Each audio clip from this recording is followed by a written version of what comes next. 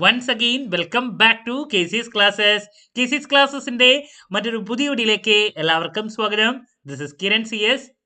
Calicut university MCOM third semester exams ആണ് നമ്മുടെ മുമ്പിൽ നെക്സ്റ്റ് വരാൻ പോകുന്നത്. സോ അതിൻ്റെ ഭാഗമായിട്ട് സ്മാർട്ട് സ്റ്റഡി വീഡിയോസ് നമ്മൾ ഓൾറെഡി ആരംഭിച്ചു കഴിഞ്ഞു. ഇന്നലെ ഓരോ സബ്ജക്ട്സിൻ്റെയും ഡീറ്റെയിൽ അനാലിസിസ് നമ്മൾ ചെയ്തിട്ടുണ്ടായിരുന്നു. അതിനുശേഷം നമ്മൾ ഓരോ സബ്ജക്റ്റ് സെപ്പറേറ്റ് എങ്ങനെ പഠിച്ചു തുടങ്ങണം, ശ്രദ്ധിക്കേണ്ട കാര്യങ്ങൾ എന്തൊക്കെയാണ്. സോ ഈ ഒരു സീരീസ് ആണ് നമ്മൾ സ്റ്റാർട്ട് ചെയ്യുന്നത്. അതിൻ്റെ ഭാഗമായിട്ട് ആദ്യത്തെ ഏറ്റവും ഇമ്പോർട്ടൻ്റ് ആയുള്ള problem paper income tax law practice and tax planning part 1 ഈ ഒരു സബ്ജക്റ്റിൻ്റെ എൻറ്റയർ ഡീറ്റെയിൽസിലോട്ടാണ് പോകുന്നത്. ഏതൊക്കെയാണ് SI ചാപ്റ്റേഴ്സ്, എങ്ങനെ പ്രയോറിറ്റൈസ് ചെയ്ത് പഠിക്കണം, പഠിക്കുമ്പോൾ മിനിമം ഫോക്കസ് ചെയ്യേണ്ട, പാസ്സാകാൻ വേണ്ടിയിട്ട് മിനിമം ഫോക്കസ് ചെയ്യേണ്ട ഏരിയാസ് ഏതൊക്കെയാണ്, ഇതൊക്കെ നമുക്ക് 1 by 1 ആയിട്ട് കാണാം. വീഡിയോയിലോട്ട് പോണേക്കാൾ മുമ്പ് പറയാനുള്ളത്, നമ്മുടെ സ്ഥാപനം കാലിക്കറ്റ് യൂണിവേഴ്സിറ്റി MCOM എല്ലാ സെമസ്റ്ററിലെയും ക്ലാസ്സസ് പ്രൊവൈഡ് ചെയ്യുന്നുണ്ട്. നമ്മുടെ ആപ്പിലൂടെയാണ് ക്ലാസ്സസ് അവൈലബിൾ ആവുക. റെക്കോർഡ് ക്ലാസ്സസ് ഉള്ളത് കൊണ്ട് തന്നെ എപ്പോൾ വേണമെങ്കിലും പഠിച്ച് ഡൗട്ട് ഉള്ളത് ചോദിക്കാനുള്ള അവസരം ഉണ്ടെന്നുള്ളതാണ്. ഇതുവരെയുള്ള നമ്മുടെ റിസൾട്ട്സ് ഒക്കെ സൂപ്പർ റിസൾട്ട്സ് ആണ് കേട്ടോ. സോ നമ്മുടെ ക്ലാസ്സിൽ ജോയിൻ ചെയ്ത് പഠിച്ച് നല്ല മാർക്ക് മേടിക്കാൻ താല്പര്യമുള്ള കുട്ടികൾക്ക് ഡിസ്ക്രിപ്ഷൻ ബോക്സിലുള്ള എൻ്റെ വാട്സപ്പ് നമ്പറിൽ കോൺടാക്ട് ചെയ്യാം, ക്ലാസ്സസ് ആക്സസ് ചെയ്യാം. ഓക്കെ, സോ നമുക്ക് എന്തെങ്കിലും വീഡിയോയിലോട്ട് കിടക്കാം. അപ്പോൾ തേർഡ് സെമസ്റ്ററിൽ ടോട്ടൽ 5 സബ്ജക്ട്സിൽ ഞാൻ പറഞ്ഞിട്ടുണ്ടായിരുന്നു ഏറ്റവും ഇമ്പോർട്ടൻ്റ് ആയുള്ള സബ്ജക്റ്റ് എന്ന് പറയുന്നത് ടാക്സ് പേപ്പർ ആണ്. ദെൻ ഇതിൻ്റെ കണ്ടിന്യൂവേഷൻ നമുക്ക് 4 സെമസ്റ്ററിലും പഠിക്കാനുണ്ട്. അതുകൊണ്ട് തന്നെ ഇതിൽ നമ്മൾ പഠിക്കുന്ന പല കാര്യങ്ങളും ഈ സെമസ്റ്ററോട് കൂടിയിട്ട് കഴിയില്ല, കണ്ടിന്യൂവേഷൻ അടുത്ത സെമസ്റ്ററിൽ ഉണ്ട് എന്നുള്ളത് മനസ്സിൽ വെക്കുക. ഓക്കെ, അപ്പോൾ ഓൾറെഡി സിലബസ് ഞാൻ ലാസ്റ്റ് വീഡിയോയിൽ പറഞ്ഞിട്ടുണ്ടായിരുന്നതാണ്, എന്നാലും ഒന്നും കൂടി മെൻഷൻ ചെയ്യുന്നു. ഇതിൽ നമുക്ക് പഠിക്കാനുള്ള കാര്യങ്ങൾ 5 മൊഡ്യൂൾസ് ആയിട്ട് കാണാൻ സാധിക്കും. അതിൽ ഫസ്റ്റ് മൊഡ്യൂൾ എന്ന് പറയുന്നത് ബേസിക്സ് ആണ്. ബേസിക് കൺസെപ്റ്റ്സ്, ഡയറക്റ്റ് ടാക്സ് എന്താണ്, ഇൻഡയറക്റ്റ് ടാക്സ് എന്താണ്, ദെൻ ടാക്സ് പ്ലാനിങ്, പിന്നെ ടാക്സ് അവോയ്ഡൻസ് എന്താണ്, റെസിഡൻഷ്യൽ സ്റ്റാറ്റസിൻ്റെ കാര്യങ്ങൾ, ദെൻ ടാക്സ് പ്ലാനിങ് ഉണ്ട്, ടാക്സ് ഇവേഷൻ, ഈ കൺസെപ്റ്റുകളൊക്കെ നമുക്ക് കാണാൻ സാധിക്കും. അങ്ങനെ ബേസിക് കാര്യങ്ങളാണ് ഫസ്റ്റ് മൊഡ്യൂളിൽ നമുക്ക് കാണാൻ സാധിക്കുക. ബട്ട് എക്സാമിലോട്ട് പോകുന്ന സമയത്ത്, എക്സാം ഓറിയൻറ്റഡ് ആയിട്ട് പറയുകയാണെങ്കിൽ ഡിഗ്രിക്കൊക്കെ നമുക്കറിയാം ഇതിൽ നിന്ന് ടാക്സ് അവോയ്ഡൻസ്, റെസിഡൻഷ്യൽ സ്റ്റാറ്റസ്, ഇതിൻ്റെയൊക്കെ പ്രോബ്ലംസ് നമുക്ക് വരുന്നതാണ്. ബട്ട് ഇത് MCOM ആയതുകൊണ്ട് തന്നെ ഈ ബേസിക് കാര്യങ്ങളിൽ നിന്ന് വലിയ മാർക്കിൻ്റെ ചോദ്യങ്ങളോ അങ്ങനെയൊന്നും കണ്ടു വന്നിട്ടില്ല. മനസ്സിലാവുണ്ടോ? ഇപ്പോൾ നമുക്ക് 2 വെയിറ്റേജ്, 3 വെയിറ്റേജ്, 5 വെയിറ്റേജാ 3 പാർട്ട് വരുന്നത്. ഇപ്പോൾ 5 വെയിറ്റേജിൻ്റെയിലേക്കും ഒന്നും ഇതിൽ നിന്ന് വരാറില്ല. ആകെ കൂടിയിട്ട് ഇതിൽ ഏറ്റവും ഇമ്പോർട്ടൻ്റ് ആയിട്ടുള്ള ഏരിയ എന്ന് പറയുന്നത് ടാക്സ് പ്ലാനിങ്ങിനെ റിലേറ്റ് ചെയ്തിട്ടുള്ള കാര്യങ്ങൾ, ഈ കൺസെപ്റ്റുകൾ, especially tax planning, tax evasion, tax management, tax avoidance, ഈ കൺസെപ്റ്റുകൾക്ക് കൂടുതൽ ഇമ്പോർട്ടൻസ് കൊടുത്ത് പഠിക്കുക. ഓക്കെ, പ്രസിഡൻഷ്യൽ സ്റ്റാറ്റസ് ഒക്കെ നമ്മുടെ സിലബസിൽ ഉണ്ടെങ്കിലും അതിൽ നിന്നും കാര്യമായിട്ടുള്ള ചോദ്യങ്ങൾ കണ്ടുവന്നിട്ടില്ല. ബട്ട് നോക്കിപ്പോകാം. ഞാൻ പറയുന്നത് ഇതുവരെയുള്ള ക്വസ്റ്റ്യൻ പേപ്പറിൻ്റെ ഡീറ്റെയിൽസ് ബേസിലാണ്, അതിൽ നിന്നും അങ്ങനെ ചോദ്യങ്ങൾ കണ്ടുവന്നിട്ടില്ല. അപ്പോൾ അതുകൊണ്ട് തന്നെ നിങ്ങളതൊക്കെ ഒന്ന് എന്ത് ചെയ്യുക, മനസ്സിലാക്കി പോകുക എന്നുള്ളതാണ്. മിനിമം ഫോക്കസ് ചെയ്യേണ്ട കാര്യങ്ങൾ എന്ന് പറയുന്നത് ടാക്സ് പ്ലാനിങ്, ടാക്സ്, ഈ പറയുന്ന തിയറി ഏരിയാസ് കൂടുതൽ ഇമ്പോർട്ടൻസ് കൊടുത്ത് പഠിക്കുക. ബാക്കി കാര്യങ്ങളൊക്കെ നമുക്ക് അറിയണം അല്ലേ, ടാക്സിനെ റിലേറ്റ് ചെയ്തുള്ള ബേസിക് കൺസെപ്റ്റൊക്കെ അറിഞ്ഞാൽ ഇനി ബാക്കിയുള്ളത് പഠിക്കാൻ പറ്റുള്ളൂ. ഓക്കെ, അപ്പോൾ ഇതാണ് മൊഡ്യൂൾ നമ്പർ 1നെ പറ്റിയിട്ട് പറയാനുള്ളത്. ഇതിന് ശേഷം നമുക്കറിയാം ടാക്സിൽ 5 ഹെഡ്സ് ആണ് നമ്മുടെ മെയിൻ ഏരിയ എന്ന് പറയുന്നത്. സോ നമ്പർ 1 സാലറി, പിന്നെ HP, PGBP, capital gain, other source. ശരിക്കും പറഞ്ഞാൽ ഡിഗ്രിക്ക് നമുക്കിത് ഒരു സെമസ്റ്ററിൽ പഠിക്കുന്ന ഒരു കാര്യം നമുക്ക് ഇവിടെ ഒറ്റ മൊഡ്യൂളിലാണ് നമുക്ക് പഠിച്ച് അവസാനിപ്പിക്കാനുള്ള. Computation of taxable income under different heads. So salary ഉണ്ട്, house property, PGBP, capital gain, other source. Okay, അപ്പോൾ ഇതിൽ 5 ഹെഡ്സ് പഠിക്കുമ്പോൾ ഓർഡറിൽ പഠിക്കരുത്. കാരണം ഓർഡറിൽ പഠിക്കുകയാണെങ്കിൽ ഈ സബ്ജക്റ്റ് പഠിച്ച് കഴിയില്ല. ഞാൻ ഇന്നലത്തെ വീഡിയോയിൽ തന്നെ അത് മെൻഷൻ ചെയ്തൊരു കാര്യമാണ്. നിങ്ങൾ പഠിക്കുമ്പോൾ ശ്രദ്ധിക്കേണ്ടത് സ്റ്റാർട്ട് വിത്ത് HP വെച്ച് സ്റ്റാർട്ട് ചെയ്യുക. അതിനുശേഷം ക്യാപിറ്റൽ ഗെയിനിലോട്ട് കിടക്കുക. അതിനുശേഷം അതർ സോഴ്സ് നോക്കുക, then PGBP. Okay, then finally salary നോക്കിയാൽ മതി, സാലറിയിലോട്ട് പോയാൽ മതി. ഹെഡ്സ് പഠിക്കുമ്പോൾ ഈ ഓർഡർ കീപ്പ് ചെയ്യാൻ ശ്രമിക്കുക. അതല്ലാണ്ട് നമ്പർ 1 സാലറി പഠിക്കുകയാണെങ്കിൽ സാലറിയിൽ തന്നെ നിൽക്കും. ഏറ്റവും ഈസിയസ്റ്റ് ആയിട്ടുള്ള ഹെഡ്സ് ആദ്യം തന്നെ പഠിച്ച് അവസാനിപ്പിക്കാൻ ശ്രമിക്കുക. അതുകൊണ്ടാണ് ഞാൻ പറഞ്ഞ HP, ക്യാപിറ്റൽ ഗെയിൻ ഈ ഓർഡറിൽ പോകാൻ. പിന്നെ ഹെഡ്സിൽ നിന്ന് SA ഇടുന്നുണ്ടെങ്കിൽ ഞാൻ കൂടുതൽ കണ്ടിട്ടുള്ളത് PGBP ആണ്. PGBP നിന്ന് വരാറുണ്ട്. ദെൻ HP, അതുപോലെ തന്നെ ഇപ്പോൾ സാലറി, ഇതിൽ നിന്നൊക്കെ 3 വെയിറ്റേജിൻ്റെലാണ് പ്രോബ്ലംസ് കൂടുതൽ കണ്ടുവന്നിട്ടുള്ളത്. SAക്ക് ഒരു ടോപ്പിക്ക് കൂടുതൽ കണ്ടുവന്നിട്ടുള്ളത് PGBP ആണ്. അപ്പോൾ 5 ഹെഡ്സിൽ ഏറ്റവും ഇമ്പോർട്ടൻ്റ് ആയിട്ടുള്ളത് ഏതെന്ന് ചോദിച്ചിട്ടുണ്ടെങ്കിൽ HP വരാറുണ്ട്, മാറി മാറി വരുന്നതാണ്. അത് ഞാൻ ഇമ്പോർട്ടൻറ്റ് ക്വസ്റ്റ്യൻസിൻ്റെ വീഡിയോയിൽ എന്തായാലും എടുത്തു പറയാം. HP, PGBP, സാലറി, ഇത് മൂന്നും കൂടുതൽ ഇമ്പോർട്ടൻ്റ് ആയിട്ടുള്ള ഏരിയാസ് ആണ്. ക്യാപിറ്റൽ ഗെയിനും അതർ സോഴ്സും ഒക്കെ ചിലപ്പോൾ എന്തെങ്കിലും വന്നാലായി എന്ന് പറയാം. ഓക്കെ, അപ്പോൾ ഇതാണ് മൊഡ്യൂൾ നമ്പർ 2. 3 വെയിറ്റേജിൻ്റെയിലേക്കും പിന്നെ SAയിലേക്ക് ഞാൻ മെയിനായിട്ട് PGBP പറഞ്ഞു. അപ്പോൾ ദാറ്റ്സ് അബൌട്ട് മൊഡ്യൂൾ നമ്പർ 2. ഇനിയാണ് നമുക്ക് മൊഡ്യൂൾ നമ്പർ 3യിലോട്ട് കിടക്കണ്ടേ. നമ്മുടെ SA ടോപ്പിക്ക്, ടോട്ടൽ ഇൻകം കമ്പ്യൂട്ടേഷൻ്റെ ഒരു പ്രോബ്ലം ഇൻഡിവിജ്വലിൻ്റെ. നമുക്ക് നെക്സ്റ്റ് വരുന്ന അസസ്മെൻ്റ് ആണ്. എന്ന് വെച്ചിട്ടുണ്ടെങ്കിൽ 5 ഹെഡ്സിന് ശേഷം ഡിഡക്ഷൻസ്, അതിനുശേഷം ടോട്ടൽ ഇൻകം കമ്പ്യൂട്ടേഷൻ, അതിനുശേഷം ടാക്സ് ലൈബിലിറ്റി ഫൈൻഡ് ഔട്ട് ചെയ്യുക. അസസ്മെൻ്റ് എന്ന് പറയുമ്പോൾ ഇതാണ്, നമുക്ക് ടാക്സ് ലൈബിലിറ്റി എത്രത്തോളം ഉണ്ടെന്നുള്ളത് ഒരു പേഴ്സൻ്റെ ഫൈൻഡ് ഔട്ട് ചെയ്യണം.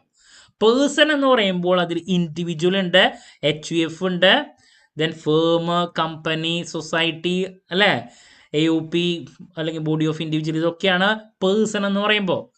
സോ ഇതിൽ നമുക്ക് 3rd സെമസ്റ്ററിൽ ഇൻഡിവിജ്വലിൻ്റെയും HUFൻ്റെയും മാത്രം അസസ്മെൻറ്റ്സ് ആണ് പഠിക്കാനുള്ളത്.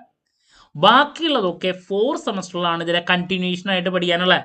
4th സെമസ്റ്ററിൽ നമുക്ക് ഫേം, അതുപോലെ തന്നെ company, AOP, body of individual, society, ഇതൊക്കെ ഓരോ മൊഡ്യൂൾസ് ആയിട്ട് ഇതിൻ്റെയൊക്കെ അസസ്മെൻ്റ് ആണ് ഇതിൻ്റെ കണ്ടിന്യൂഷൻ ആയിട്ട് നമുക്ക് നോക്കാനുള്ളത്. അപ്പോൾ 3rd സെമസ്റ്ററിൽ നമുക്ക് ഇൻഡിവിജ്വലിൻ്റെ അസസ്മെൻറ്റ്, SAക്ക് മിക്കതും വരുന്നത് അതാണ്. ഇൻഡിവിജ്വൽ പഠിച്ചു കഴിഞ്ഞിട്ടുണ്ടെങ്കിൽ അതിൻ്റെ ഏകദേശം സെയിം സംഭവം തന്നെയാണ് HUFും. ഓക്കെ, അപ്പോൾ ഇൻഡിവിജ്വൽ പഠിച്ചാൽ നമ്മുടെ പരിപാടി കഴിഞ്ഞു എന്ന് തന്നെയാണ് അർത്ഥം. അപ്പോൾ കണ്ടോ, അതിൽ next clubbing, aggregation, set of, പിന്നെ ഡിഡക്ഷൻസ്, ഇതിലൊന്നും കഴിഞ്ഞ പ്രാവശ്യമായിട്ട് വേറെ മാറ്റങ്ങളൊന്നുമില്ല. ഓക്കെ, പിന്നെ റിലീഫ്, ദെൻ മെയിനായിട്ട് പിന്നെ വരുന്നത് ഞാൻ പറഞ്ഞു, ഇപ്പോൾ അസസ്മെൻറ്റ് ഓഫ് ഇൻഡിവിജ്വൽ ആണ്, AMT എന്താണ്, അതിൻ്റെ കണ്ടിന്യൂഷൻ HUF. പിന്നെ ഇതിൽ തിയറി ആയിട്ട് ടാക്സ് പ്ലാനിങ്ങിനെ റിലേറ്റ് ചെയ്തുള്ള കാര്യങ്ങളുണ്ട്. അപ്പോൾ assessment of individual, tax liability അല്ലെങ്കിൽ ടോട്ടൽ ഇൻകം കമ്പ്യൂട്ടേഷൻ ഇൻഡിവിജ്വലിൻ്റെ ആണ് നമ്മൾ SAക്ക് എക്സ്പെക്ട് ചെയ്യുന്ന മറ്റൊരു ചോദ്യം. അപ്പോൾ PGBPയിൽ നിന്നൊരു SA പ്രതീക്ഷിക്കുന്നുണ്ട്. അതുപോലെ തന്നെ അസസ്മെൻറ്റിലെ ടോട്ടൽ ഇൻകം കമ്പ്യൂട്ടേഷനോ അല്ലെങ്കിൽ ടാക്സ് ലൈബിലിറ്റിയോ ഇൻഡിവിജ്വലിൻ്റെ നമ്മൾ എന്തായാലും പ്രതീക്ഷിക്കുന്നുണ്ട്, വളരെ ഇമ്പോർട്ടൻ്റ് ആണ്. ഓക്കെ, അപ്പോൾ ഇതാണ് നിങ്ങൾ നെക്സ്റ്റ് നോക്കണ്ടേ. പിന്നെ മൊഡ്യൂൾ നമ്പർ 4ഉം 5ഉം അപ്പോൾ മെയിനായിട്ട് തിയറി ഏരിയാസ് ആണ്. ഇതിൽ ഏറ്റവും ഇമ്പോർട്ടൻ്റ് ആയിട്ടുള്ളൊരു ഏരിയ എന്ന് പറയുന്നത് മൊഡ്യൂൾ നമ്പർ 5 ആണ്. മൊഡ്യൂൾ നമ്പർ 4 ആണ് നെക്സ്റ്റ്, ഇൻകം ടാക്സ് അതോറിറ്റീസ്. ഇതിൽ നിന്നും ചോദ്യങ്ങൾ റിപ്പീറ്റ് ആയിട്ട് വരാറുണ്ട് ചിലപ്പോൾ ഏതെങ്കിലും ഒരു മൊഡ്യൂളിൽ നിന്ന്. കാരണം നമുക്ക് 4 SA ഉണ്ടല്ലോ, ചിലപ്പോൾ 2 തിയറി 2 പ്രോബ്ലംസിലാണെങ്കിൽ നിങ്ങളുടെ ഭാഗ്യം. അങ്ങനെയാണെങ്കിൽ ഒരു തിയറി 4ൽ നിന്നും ഒരു തിയറി 5ൽ നിന്നും പ്രതീക്ഷിക്കാം. അപ്പോൾ ഇതിലെ powers of income tax authorities എന്ന് പറയുന്ന ചോദ്യം 3 വെയിറ്റേജ് ആയിട്ടും 5 വെയിറ്റേജ് ആയിട്ടും റിപ്പീറ്റ് ആയിട്ട് വരാറുള്ളതാണ്. അപ്പോൾ ഇൻകം ടാക്സ് അതോറിറ്റീസ് ആരാണ്, അവരുടെ പവേഴ്സ്, ഫങ്ഷൻസും വളരെ ഇമ്പോർട്ടൻ്റ് ആണ്. CBDT, അതാണ് മൊഡ്യൂൾ നമ്പർ 4ൻ്റെ മെയിൻ ഏരിയ. ഓക്കെ, പിന്നെ TDSും മറ്റു കാര്യങ്ങളൊക്കെ ഉണ്ട്, അതൊക്കെ നിങ്ങൾക്ക് നോക്കാം. ഓക്കെ, പിന്നെ procedure for assessment of income tax ആണ്. ഇതിലെ 2 ടോപ്പിക്കുകളാണ് മെയിൻ സംഭവം. Return, filing of return of income, അതുപോലെ തന്നെ അസസ്മെൻറ്റിനെ പറ്റിയിട്ടുള്ള ഡിഫറെൻറ്റ് ടൈപ്സ് ഓഫ് അസസ്മെൻറ്റ്, അത് SA ആയിട്ട് വരും. അതിൽ നിന്ന് തന്നെ 2 വെയിറ്റേജ് 3 വെയിറ്റേജ് ചോദ്യങ്ങൾ സെപ്പറേറ്റ് ഉണ്ട്. പിന്നെ പാനിനെ പറ്റിയിട്ടുള്ള കാര്യങ്ങൾ, റിട്ടേണിൽ ഡിഫറെൻറ്റ് ടൈപ്സ് ഓഫ് റിട്ടേൺ, എങ്ങനെയാണ് റിട്ടേൺ ഫയൽ ചെയ്യുക. അപ്പോൾ ഇതിലുള്ള തിയറി ചോദ്യങ്ങൾ കംപ്ലീറ്റ് ആയിട്ട് പഠിക്കണം. 3 പാർട്ടിലും നമുക്ക് എക്സ്പെക്ട് ചെയ്യാൻ സാധിക്കുന്ന തിയറി ചോദ്യങ്ങളുള്ളതാണ് മൊഡ്യൂൾ നമ്പർ 5. ഓക്കെ, അപ്പോൾ ഇങ്ങനെ 5 മൊഡ്യൂൾസ് ആയിട്ട് നമുക്ക് ഇൻകം ടാക്സ് കാണാൻ സാധിക്കും. പ്രോബ്ലം പഠിക്കാണ്ട് ഒരു നിവൃത്തിയില്ല, 70% പ്രോബ്ലംസ് ആണ്. അപ്പോൾ ലാസ്റ്റ് മൊമെൻറ്റിൽ പഠിക്കുന്ന കുട്ടികൾ ഒന്ന് പാസ്സാകണമെങ്കിൽ ഏതൊക്കെ ഏരിയാസിലോട്ട് ഫോക്കസ് ചെയ്യണം, അങ്ങനെ ചോദിക്കുന്നവരുടെ അടുത്ത് എനിക്ക് പറയാനുള്ളത്, നിങ്ങൾക്ക് എന്താണ് പാസ്സാകാൻ വേണ്ടിയിട്ട് ചെയ്യാൻ സാധിക്കുന്ന കാര്യങ്ങൾ, ഇപ്പോൾ SA 4 എണ്ണത്തിൽ 2 എണ്ണം കിട്ടണം.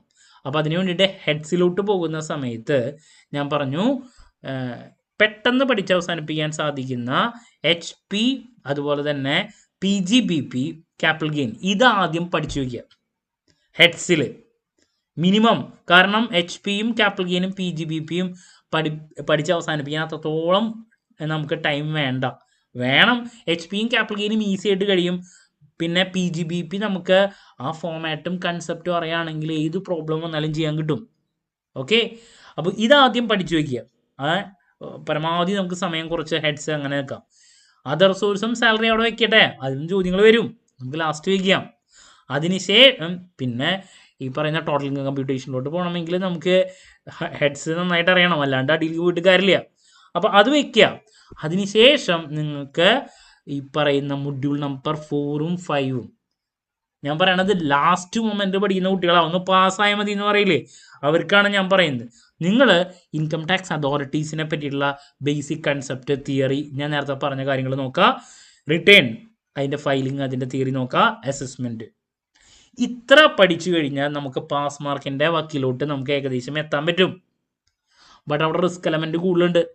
പ്രോബ്ലം പേപ്പറിൽ തിയറി എത്ര എഴുതിയാലും മാർക്ക് കുറയാനുള്ള സാധ്യത അവിടെ വളരെ കൂടുതലാണ്. മാർക്കറ്റിംഗ് മാനേജ്മെൻറ്റോ HRM-ൻ്റെ പോലെ കൂടുതൽ മാർക്ക് കിട്ടില്ല.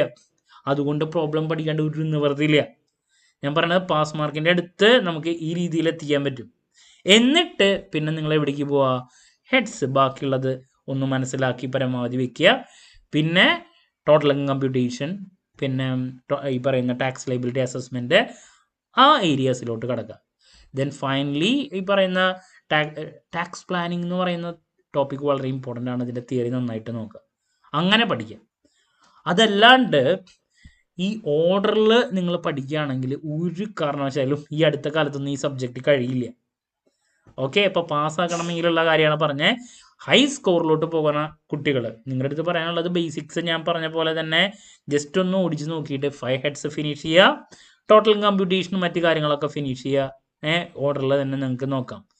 ബട്ട് ഒന്നും കഴിയാത്തവരുടെ അടുത്താണ് ഞാൻ പറഞ്ഞത് മിനിമം ഹെഡ്സിൽ 2-3 നോക്കുക, മൊഡ്യൂൾ നമ്പർ 4ഉം 5ഉം നോക്കുക. എന്നിട്ട് ഈ പറയുന്ന ബാക്കി സാലറിയോ അതർ സോഴ്സോ ഒക്കെ ജസ്റ്റ് ഒന്ന് കണ്ണോടിച്ചിട്ട് ടോട്ടൽ ഇൻകം കമ്പ്യൂട്ടേഷൻ്റെ പ്രത്യേകത, സെപ്പറേറ്റ് ഒരു ഹെഡിൽ നിന്ന് എസ് ചോദിക്കുന്നതിനേക്കാൾ എളുപ്പത്തിൽ നമുക്ക് ചെയ്ത് അവസാനിപ്പിക്കാൻ പറ്റും. അഡ്ജസ്റ്റ്മെൻറ്റ്സ് കമ്പാരിറ്റീവ്ലി കുറവാണ്. ഒരു 3-4 ചിലപ്പോൾ 5 ഹെഡ്സിൽ 2-3 ഹെഡ്സിൻ്റെ ഡീറ്റെയിൽസ് തരും, ഡിഡക്ഷൻസ് ഏതെങ്കിലും ഉണ്ടായിരിക്കും. ടാക്സ് ലയബിലിറ്റി കാണാം, വളരെ ഈസിയാണ്. ഓക്കെ, അപ്പോൾ നിങ്ങൾക്ക് അതായിരിക്കും ഏറ്റവും നല്ലത്. ക്ലാരിറ്റി കിട്ടിയെന്ന് പ്രതീക്ഷിക്കുന്നു. ഏത് ഓർഡറിലാണ് പഠിക്കേണ്ടത്, ജസ്റ്റ് ഒന്ന് പാസ്സായാൽ മതി എന്നുള്ള ആൾക്കാർ എന്ത് ചെയ്യണം, ഹൈ മാർക്സിലോട്ട് പോകാൻ താല്പര്യമുള്ള കുട്ടികൾ ഞാൻ എൻ്റെ ഇമ്പോർട്ടൻറ്റ് ക്വസ്റ്റ്യൻസിൻ്റെ വീഡിയോ ഇതിൻ്റെ ചെയ്യും. അതിൽ പറയുന്ന ഓരോ ടോപ്പിക്കുകളും നല്ല രീതിയിൽ മനസ്സിലാക്കി പഠിക്കുക. അതുപോലെ തന്നെ ഉറപ്പായും പ്രതീക്ഷിക്കുന്ന ഓരോ പാർട്ടിലെ ചോദ്യങ്ങളുടെ ഡിസ്കഷൻ വീഡിയോ ഒക്കെ ഞാൻ ചെയ്യും, അതൊക്കെ നന്നായി മനസ്സിലാക്കാം. അപ്പോൾ ഞാൻ സ്മാർട്ട് സ്റ്റഡിക്ക് വേണ്ടിയിട്ട് ഉള്ള കാര്യങ്ങളാണ് ഞാൻ ഈ വീഡിയോയിൽ പറഞ്ഞിട്ടുള്ളത്. മനസ്സിലാവുണ്ടോ? സ്മാർട്ട് സ്റ്റഡി എന്ന് പറയുമ്പോൾ ഓർഡറിൽ പഠിക്കലല്ല, എക്സാമിന് വരുന്ന കാര്യങ്ങളിലോട്ട് കൂടുതൽ ഫോക്കസ് ചെയ്ത് പഠിക്കലാണ്. ഓക്കെ, അതല്ലാണ്ട് ഞാൻ വീണ്ടും പറയുകയാണ്, ബുക്ക് എടുത്തിട്ട് ഓർഡറിൽ പഠിക്കുകയാണെങ്കിൽ പഠിച്ച് എത്തിയിട്ട് നിങ്ങൾ ചിലപ്പോൾ ഫസ്റ്റ് ചാപ്റ്ററും ഈ സാലറിയും മറ്റു കാര്യങ്ങളൊക്കെ എത്തിയിട്ടുണ്ടാവുള്ളൂ. എക്സാമിന് വരുന്ന ഏരിയാസ് അതിൻ്റെ അടിയിലെടുക്കുന്നതാണ്, അപ്പോൾ ഒന്നും കഴിയില്ല. ഓക്കെ, ക്ലാരിറ്റി കിട്ടിയെന്ന് പ്രതീക്ഷിക്കുന്നു. ദെൻ ഞാൻ പറഞ്ഞു, നമ്മൾ ഓൺലൈനായിട്ട് ഇതിൻ്റെ കോച്ചിങ് പ്രൊവൈഡ് ചെയ്യുന്നുണ്ട്. ജോയിൻ ചെയ്യാൻ താല്പര്യമുള്ള കുട്ടികൾക്ക് ഡിസ്ക്രിപ്ഷൻ ബോക്സിലുള്ള എൻ്റെ വാട്സപ്പ് നമ്പറിൽ കോൺടാക്റ്റ് ചെയ്യാം. അപ്പോൾ ഇതുപോലെ തന്നെ ഓരോ സബ്ജക്റ്റ് പഠിക്കുമ്പോൾ ശ്രദ്ധിക്കേണ്ട കാര്യങ്ങളുടെ സെപ്പറേറ്റ് വീഡിയോ നമ്മൾ എത്രയും പെട്ടെന്ന് തന്നെ ഇനി അപ്ലോഡ് ചെയ്യുന്നതായിരിക്കും. എന്ത് ഡൗട്ട് ഉണ്ടെങ്കിലും കമൻറ്റ് ചെയ്യുക, അതിനുള്ള മറുപടി ഞാൻ വീഡിയോസിലൂടെ നൽകുന്നതായിരിക്കും. മറ്റൊരു വീഡിയോയുമായി വീണ്ടും കാണാമെന്നുള്ള പ്രതീക്ഷയോടെ നിർത്തുന്നു. This is Kiran CS signing off. Have a nice day. Thank you.